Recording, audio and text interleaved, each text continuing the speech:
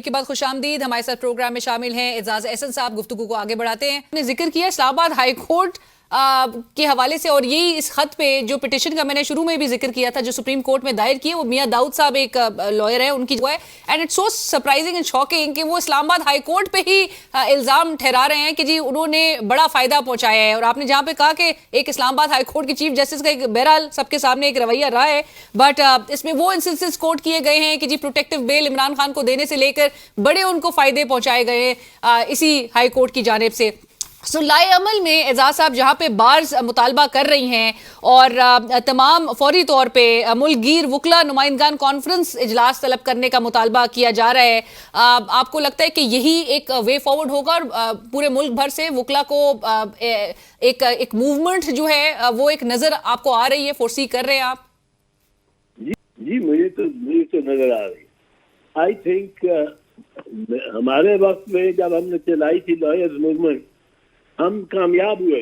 2 मरतबा हमने बहाल कराया है इफ्तिखार मोहम्मद चौधरी साहब को। हम हारे नहीं, हम रुके नहीं, हम चलते रहे।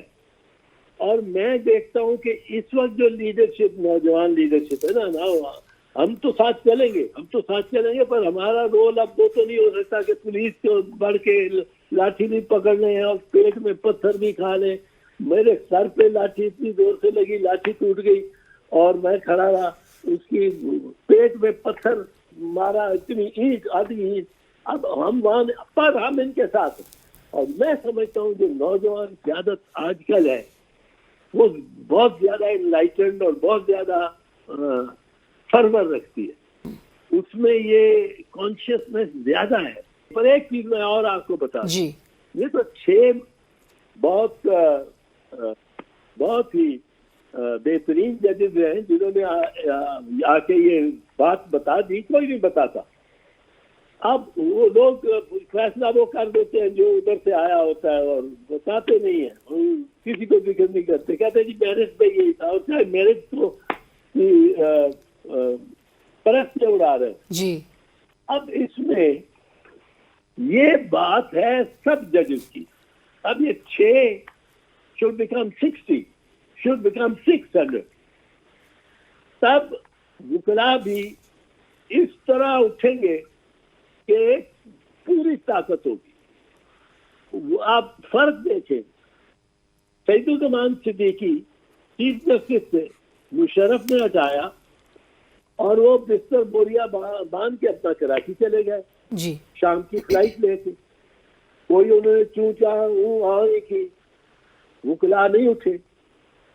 इसी तरह अनवारो ला हटाए गए, उससे पहले यासूब अली साहब हटाए गए, कोई चूचा नहीं की, बस बिस्तर अपना बांधा और चले गए घर।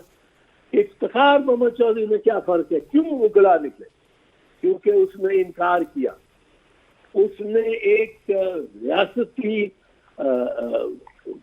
ताकत के खिलाफ, जो बर्बरियत की रियासत थी, उसके खिलाफ खड़ा हो गया।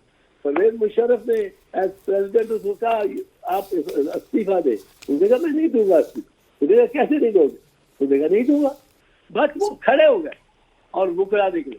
ये जजेस के साथ अगर आज काजी फाइल ईसा स्टैंड ले जाता है on behalf of all the जजेस और सब जजेस को उसमें मिलाता है, आई टेल यू ये this country may get a movement that may cure many more ills than you can imagine। उससे एक ऐसी हमारे मूवमेंट चल सकती है कि जिससे हमारी बहुत सी बुराइयां हम में से निकल जाए, हमें चेतन होके नए लोग निकले, नई कौम निकले। ये मामला, ये लम्हा आना ही आना था, अब आया है।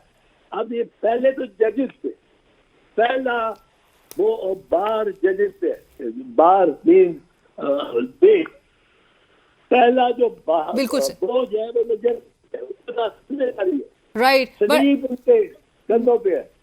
एजाज साहब, at the same time Pakistan bar council है और उनकी एग्जीक्यूटिव कमेटी को जो कि हेड कर रहे हैं फारूक एश नाइक साहब, उन्होंने तो इजलास 5 अप्रैल को तलब किया है। तो सीम्स लाइक कि वो उनको ज्यादा जल्दी नहीं नजर आ रही। इस मामले को एक रेजोल्यूशन की तरफ लेके जाने में या इस पर आवाज उठाने में? हाँ, ये हो सकता है, ये भी होगा। पर अगर आप 6 को 600 कर सकते हैं ना, तो वो कार्डिफाइड वीसा कर सकते हैं।